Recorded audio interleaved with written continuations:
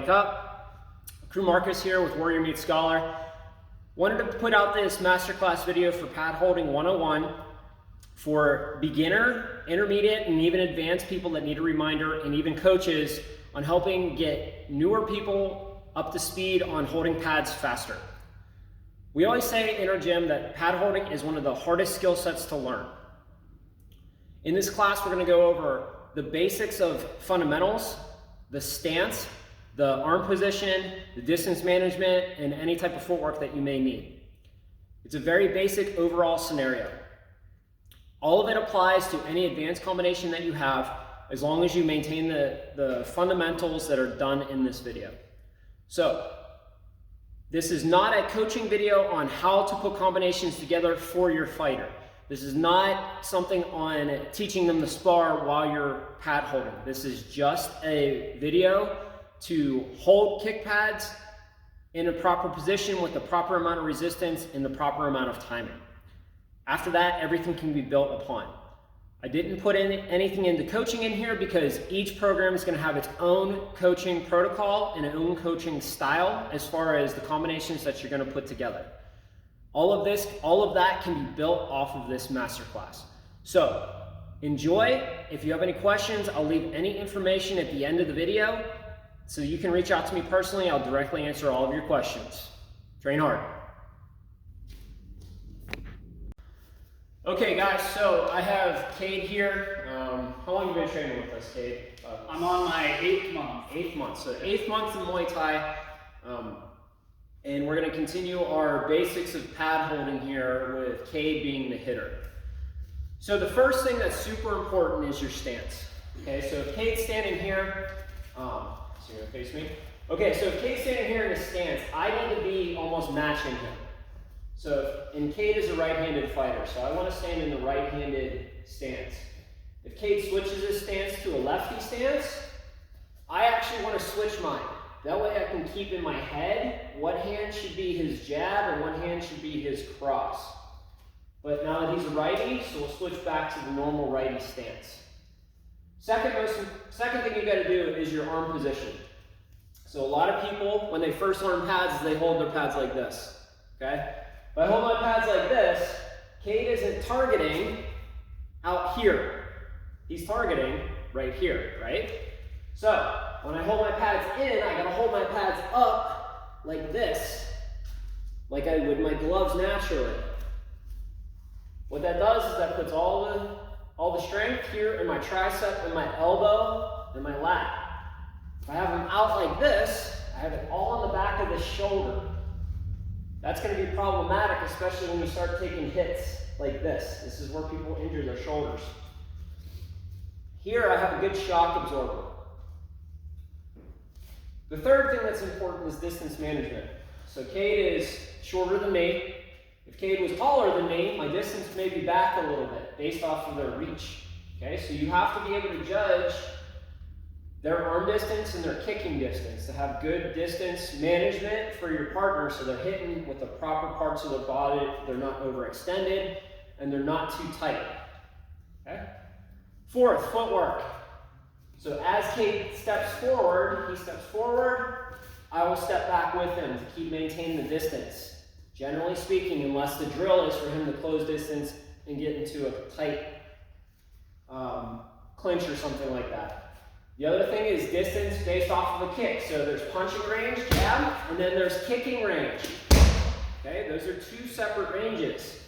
So I have to know my partner's punching range and his kicking range. So we're going to go into detail on some basics using all of those 4 major principles to make you a better pad holder. Okay. All right, so now we're going to get into the hitting side of the pad work. The important part about hitting is understanding which hand needs to receive the punches, and then also which side of the body needs to receive the kicks. Punches is actually pretty easy. So if it's a left punch, it's going to be a left pad. If it's a right punch, it's going to be a right pad. That makes it real simple. That's the number one reason why, if they're a right-handed fighter, I stand in a righty. So if he throws his jab, I know it's a left hand because my front hand is going to be my jab. If he switches to a lefty stance, say I have a lefty fighter, his jab now becomes his right. my right foot is forward, I know that that's my jabbing hand. He jabs with his right. Okay, does that make sense? Good. All right. The important part about receiving a hit is actually I want to give feedback back to my partner. So when he throws in, I want to hit back. Okay?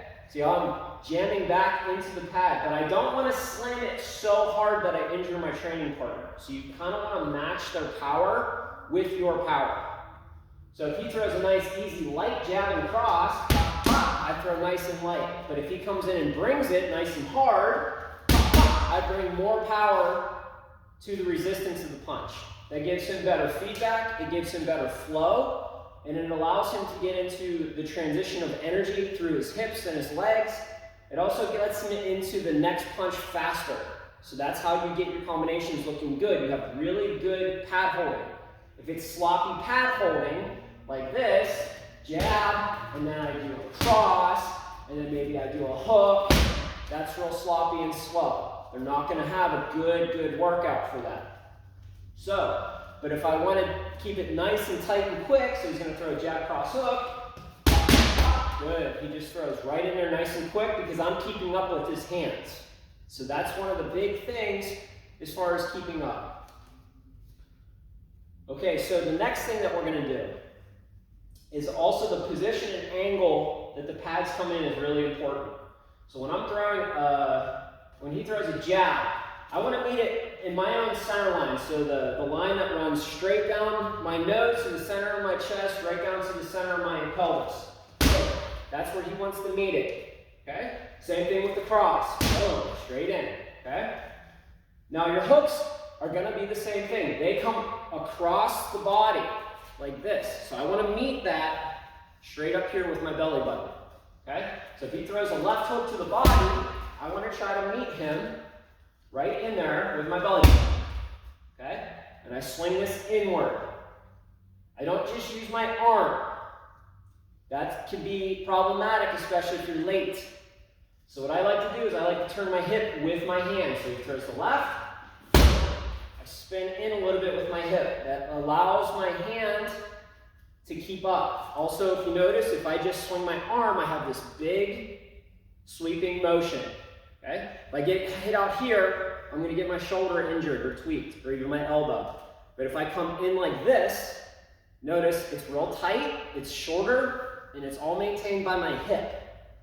So that's an important thing. Now your uppercut works the same way. So if he throws a right uppercut, I'm going to hit downward. The uppercut, you want to be careful on because if they don't have a good wrist position, they can jam the wrist up. So that's really important to know your partner. Okay, so when he comes in again, I just do this little downward motion right in the center. Okay, so the next important thing to know is when you're a new hitter as well, and you'll be able to feel this into the pads. A lot of pads like these kick pads, they have a target or even an emblem in the middle of them. That's the ideal spot to be hitting. So the reason there's a bullseye on this is it gives you a small target to aim at. When you're throwing your punches, your first two knuckles should be hitting dead center of that bullseye on the tie pads here. These are Fairtex brand. Other brands may or may not have these. An easy way to make that a little bit easier for your partner, if you're allowed to, is just put a little block of tape on there.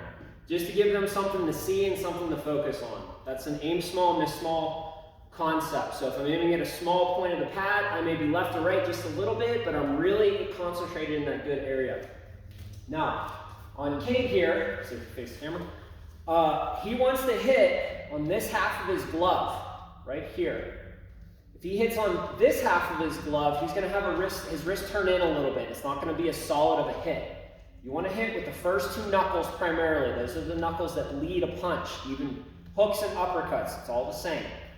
So, if Cade gets a really good, solid cross, boom, right in there, and he was actually off to the side here. If you notice, the side twisted a little bit. He wants to be over here a little bit more. He impacted on this side a little bit too much. So he wants to be here. Boom, that's more solid. He's a little bit too far this side now. So now he's got to hit the dead bullseye. Boom, there you go. That's much better. But you notice that actually knocked me back a little bit because it was solid. The reason it knocked me back is my feet weren't square, okay? So if I square my feet up a little bit more, in a better fighting stance, and he hits good hits, boom, now I'm really solid. You can even hear the difference in the pads. So if he starts to go off to one side, so now he's going to miss a little bit on purpose, see how the pad flips out, that's not what you want. He hits a little bit in, boom, and that skips it off this way, that's not what you want. He hits dead center, boom, it's a good hit. You hear the difference in the pad work. That's the big thing that you want when you're hitting. If you feel your pads slipping left and right, it may be your partner hitting left or right. So let them know they need to hit a little bit more into the center. The other side of it, on targeting the pad. My preference is always going to be the center of the pad or lower. My preference will never be up towards the top of the pad because you start getting this whipping action. So if he targets up here in this upper third, boom, see how I get a really bad whip into the shoulder? Even if I give some resistance, because of the angle, I still skip back. So if he hits down into the lower half, boom. I'd rather my hand skip like this than like this. It definitely is going to take a lot of the pressure off of your shoulder. So you're going to see it on this side. He throws the jab high, boom, and see how that whips my hand back? He throws it lower, boom. That'll throw my hand down. But dead center, I don't really get a whipping either way. That's ideal. But if you're going to err on the side of going lower as opposed to higher into pads. That'll save your shoulder a lot of stress and potential injury for the future. Okay, so the next thing that we're going to focus on is kicks. So if you're training Muay Thai or full contact kickboxing, the kicks are going to come in pretty heavy if the person is generating enough torque and kicking with really solid technique. So there's two major ways to hold pads for holding kicks. The most common way is actually just have your pads side by side. They can be together like this, or they can be open at the bottom, but the corners are kind of touching. If they have a belly pad, they may be in tight like this. I'm not currently wearing a belly pad, which you'll see later on in the video, how you would hold for that, because you're going to have a little bit of interference. But the key thing is the angle. That's the big thing on taking kicks. I don't want the pads like this. That generates this straight up and down motion on a kick. What I need is a kick to come across. So I need the pads to be at this 45-degree angle about. That's going to be ideal. How do I get there? The big thing is I like to just pull my triceps to my rib cage. And that naturally pulls the pad at this nice 45-degree angle. So when Cade comes in here, so he's going to step back a little bit. That way we have good distance management. I need to know where his kick is. That allows him room to step. Okay? Maybe I don't want him to step, but for the sake of this sequence right here, I want him to take a decent step in. Okay? So he's going to step diagonal, and he's going to put that right across my midsection into the pad. Good. So, you notice I dropped my right foot back, and I kept my left foot forward. I'm taking his right kick, so I turn to my own left. I'm still on my natural stance at this 45. I'm braced with which would be basically my back foot, my right, but it's actually the foot closest to him. That's the one that braces because it's coming across this direction across my midsection. So when he steps in again, good. I also give him just a little bit of feedback. I don't want to go too much. If I go too much, this is what happens with my head. Okay? Notice my chin comes forward. If I miss, that foot is going to come straight up and hit me right in the jaw. This happens in training. Let's try to avoid that. I've seen professional Muay Thai fighters miss and catch the trainer in the head, and it's not good whenever you're bringing a kick full contact and you can't bring it down a notch. Okay? So if you don't have the control to take it off, that's going to be problematic for you, especially in the beginning where people don't have a lot of kicking control. So again, I'm going to be right here. He's going to step across. I'm going to give him a little bit of resistance. Okay? Just a little bit. I want to time it so when the kick comes in, it's hitting the pads. I don't want to be too early because that's when I miss. If I'm too late, the pads are going to come back and hit me in the face. That's not what I want either. Okay, so come in one more time. Just that nice little pop. Okay, so we're still on the kicking. Holding for kicks. The first way was we had the pads side by side, triceps basically mounted against the body at this nice 45-degree angle.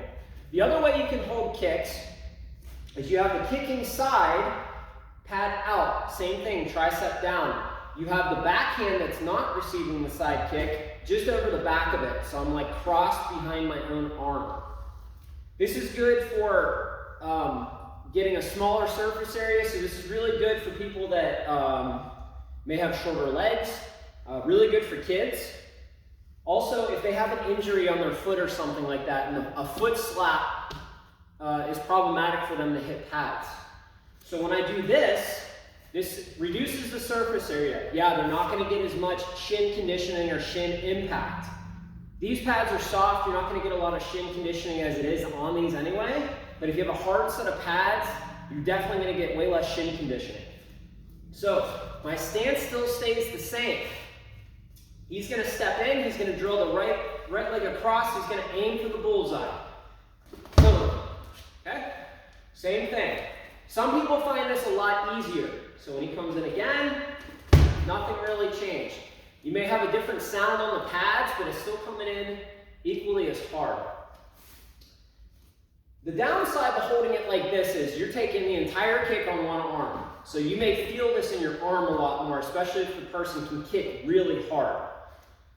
Distributing the energy is going to be a lot better for you when you have the pads side by side. So when he kicks like this, it's louder, it distributes the energy a little bit wider into the pads. I go like this and eat it all in one arm. So take note of that. If you have somebody that kicks really hard, I do advise that you hold like this. Not so much, and this is comfortable for you. Cross them over. The other thing is this would be a little bit easier on your shoulder because now I have this arm braced. It's not going to move back and stuff. So I can actually just kind of rock into it. Some people find that motion just a little bit easier to do. I just kind of lean forward as opposed to swinging my hands. Okay, so now that we've covered all the fundamentals of holding, now we're going to work on some very simple combinations to allow you to understand keeping your hands moving and also keeping your distance with your feet. It's important that you maintain proper distance based on the combination and techniques that are being thrown at the time. If I get too tight to Cade here, he's not going to be able to kick me, right? If I'm too far away, I'm out of range and he's going to miss. Or he'll hit his foot and he'll get injured. The other thing is if he's too far away on the punch, and he throws a punch, he's going to be overextended on his arm. He may injure his elbow. The other thing is he can also injure his wrist because his wrist is going to hit at a weird angle. So this is super important on maintaining the health of your training partner. Okay? We only have so many training partners, so don't injure them. Okay, so we're going to maintain distance here. So Cade is just going to throw, take a half step back. So he's going to throw a basic jab and then just follow with a simple right kick to the body.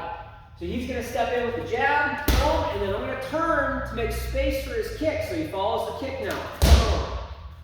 See how I took just a little bit of space and I was right in the ideal spot for him to kick.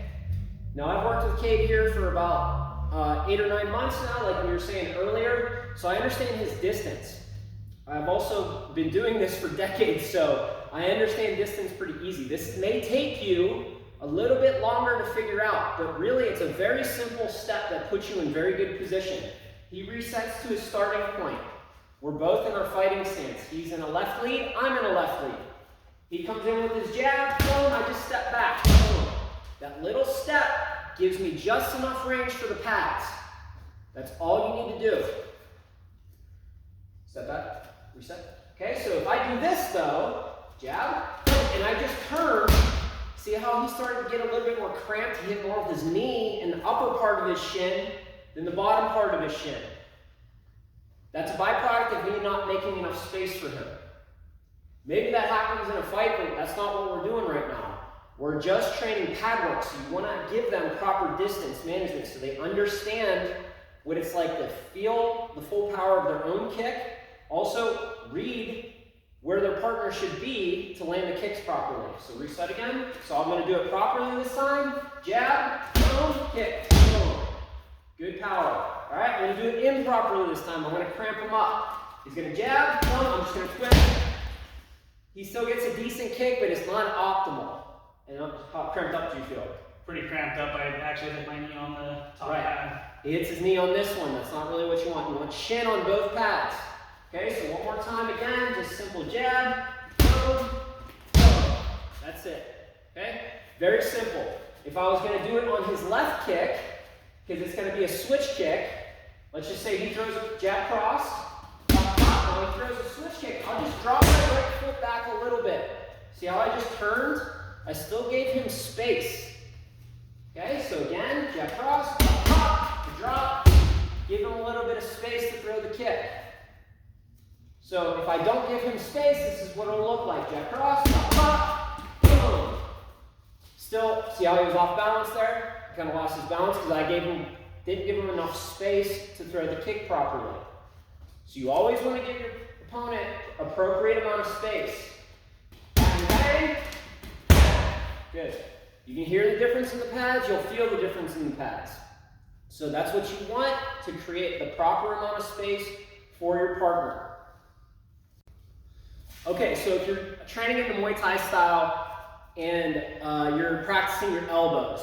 Elbows are very simple. They're just like holding for a jab cross, generally speaking, depending on the elbow. But the diagonal elbow, the horizontal elbow, that's all going to come in just like a jab and a cross roll.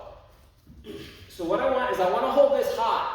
That's the important part. I don't want to hold this low. I want to hold this high because you need to get that good rotation out of the shoulder. Cade here throws his right elbow, he's going to step in, boom. He's going to come in, he's got a good rotation. I meet them, dead center. Okay, he gets a really good step, boom. I hit right in. Same thing with the left, he steps in, boom. Good rotation, that's what we want. It's no different than him throwing a jab and a cross. No different. I just hold it the same way. There we go. Simple enough. Okay, so if you're training in the Muay Thai style and you're practicing your elbows. Elbows are very simple. They're just like holding for a jab cross, generally speaking, depending on the elbow. But the diagonal elbow, the horizontal elbow, that's all going to come in just like a jab and a cross roll. So what I want is I want to hold this high. That's the important part. I don't want to hold this low. I want to hold this high because you need to get that good rotation out of the shoulder. Cade here throws his right elbow, he's going to step in, boom. He's going to come in, he's got a good rotation. I meet them, dead center. Okay, he gets a really good step, boom. I hit right in. Same thing with the left, he steps in, boom. Good rotation, that's what we want. It's no different than him throwing a jab and a cross. No different. I just hold it the same way. There we go. Simple enough. All right, so knees. If you're practicing your knees, this is super important to make sure that you have the proper amount of resistance, also having the proper body mechanics. The two downsides of holding for knees, especially if you don't have a belly pad, is if they don't knee properly, they're going to knee you in the groin. That's not going to feel good. The other side of it is you don't have a belly pad to protect yourself, so receiving a knee into the abdomen may not feel great, especially if you're doing some power knees. So if your gym doesn't have a belly pad or you don't have a belly pad available, there's a couple different ways you can do this. So what I want to do is I want to cross my pads over. My pad that's going to take the knee is going to be horizontal to my body. And it's going to be backed up like this. That way I get a nice wide surface area they can't miss on. The other thing I want to do is I want to take a really strong stance like this, so because he's going to be kneeing into my abdomen. If he throws his right knee, boom, okay? See how I shoot my butt out? That helps me drop my weight and helps me throw force back into his knee.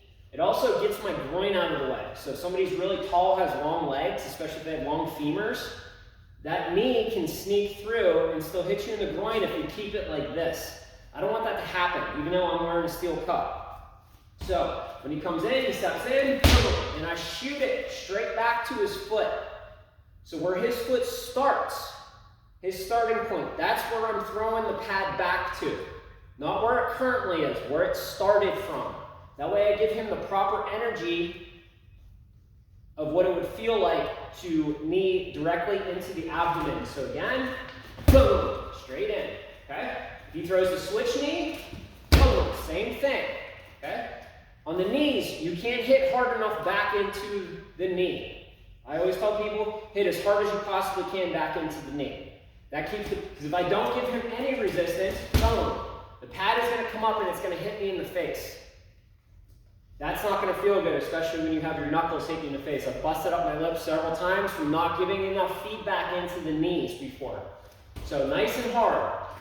Boom, real hard into the knees. Okay, so now we're going to continue with the knee sequence on how to hold properly for them. I got my belly pad on now, so if your gym has belly pads and you guys wear these for knees, this is great because now they can actually knee into your abdomen.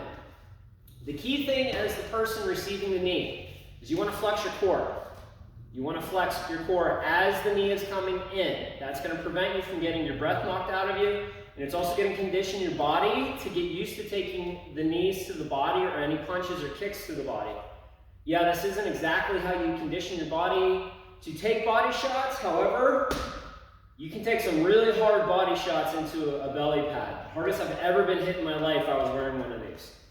So, the way that we're going to hold for the knee is you really only need one pad now because the belly pad acts as the secondary pad because that's the primary point of impact. The top pad really is just keeping the knee from coming up and hitting you in the face. Okay, so they should kind of hit straight in here with their thigh pretty much here. Now, Kate's a little bit shorter, so what I'm going to do is, when he gets to the knee is, I'm going to actually take a really long stance so that I can kind of get to his level a little bit. So he doesn't have the best hip mobility in his current state of athleticism, which we're working on. And then, so I need to adjust to my partner. If he had really good hip mobility, I'd stand up my normal height. He doesn't, so I adjust to him. This is his workout, not mine. So when he comes in, he's going to actually kind of turn into not a side knee that comes in here, but it's going to be a side spearing knee that comes up almost like a kick straight into the belly pad with his right. Boom, good. Now he came up a little bit into here. He needs to come a little bit more into the belly pad. Boom, yeah, that's where you want. You should feel it right into your belly pad. One more time. Boom, good. And notice how I give resistance with my leg because he's impacting the belly pad. So I lean into it and I flex my core as he comes in. So one more time. Boom, good. That works the same way, right and left knee. That's the way you knee your belly pad, and that's the way you hold for it. Okay, so now that we have all the fundamentals of the basics of holding, distance management, how much resistance we have to give, your stance, your timing. Now we want to talk about movement during the combination sequence. So I don't want to stand here like a statue. So if I stand here, jab, and he throws a kick, I haven't really moved, and then I just kind of stay here. That's not really what happens when you spar. That's not really what happens when you fight. When you're punching and kicking, they take movements. They may not be moving a lot, but they are going to move unless they're balled up and they're stuck in the corner. That becomes like almost a finishing combination at that point, but that's not what we're training at this point.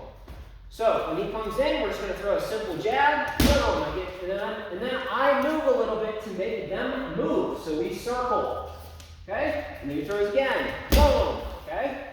This is just not predictable round. I'm just going to do a pad bands round. I'll do a jab cross now. Boom, good. See how I adjust a little bit, and then we throw a kick. Now when I call out the strikes, that's when I plant my feet a little bit. But if it's a longer combination, so let's just go jab, cross, hook, right kick. See how I shift back every strike? That way he can make forward progress. But if I do jab, cross, hook, and I stay here, which one was easier to do? First one. The first one, right. Because they get jammed up. Yes, that's an important aspect of striking. However, Most of the time, you want to start giving your partner some space so they get used to moving forward as they're striking. When they're moving forward, the judges are going to favor that way heavier than if you're just standing there. So forward is always going to win the day in a combat situation. So we're going to do it one more time. Jab, cross, hook, pop, pop, pop, and kick. Give them a little bit of space. And then I circle. I make them circle as well. I take the smaller circle. I make them move more, okay? But I don't want to stand there as a statue where I'm just like jab, cross, hook, pop, pop, pop, kick, boom, and then we stay here. Okay? Now we're in this weird situation where I can just reach out and hit him. That's not what we want to train. Those are going to be conditioning some bad habits. So you want to make your partner move. Okay, so now we're going to talk tempo. Tempo is super important when you're holding pads. This is actually what makes all hitters look really good on pads, is they've got a good tempo with their pad holder. So the faster you can build the tempo skill set and understand the timing of your partner, the more effective and the better conditioning workouts you're going to get out of your pad holding. You're going to get power development faster, you're going to get your timing better, you're going to get your flow better, and you're going to build confidence in your striking all around. Okay? So here's an example of some flow. Nice and easy, jab, cross, hook. Good. Slow it down just a little bit. Okay? Good. See how the timing stayed the same. Now we can go back to the first speed. Good. Now I keep up with his timing. Now if I was late on everything, if it was jab, yeah, see how I was late? He misses now. Now all his timing is screwed up because of miss. Yes, you can build misses into your timing so that people continue to hit through their pads and their combinations. However, right now we want to build speed and confidence in the combinations that they're going to land properly. So we start half speed again. All right, now we're going to pick it up a little bit. Good, now we're going to do full speed. Good. See how everything just picks up? It's all based on the tempo. So the tempo of the combination is going to be different depending on the combination. If you double up on a side, that's going to change the tempo. If you go alternating sides, the tempo is going to look a lot faster. So each has its own merit and its own reason for doing that. Everything is different based on your training program, but once you figure out the tempo, your pad holding is going to go through the roof. Okay, everyone, I hope that was a super valuable master's class for you. Very simple, very basic, but those little details that we covered will help you tremendously in holding pads. It's one of the biggest things that we focus on here in our gym. Holding pads, I always tell people, is probably the hardest skill set to learn. The striking, it's easy.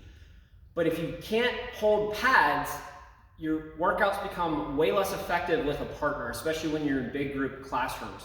So if you want to build your partner up, build yourself up, build your defense up, you need to get really good at pad holding. So thanks to Cade here. He came in on a Sunday to help me film this. Did a really good job. He's making a lot of progress. He's making a lot of progress on holding pads as well. So he went through all the same struggles that everybody else goes through.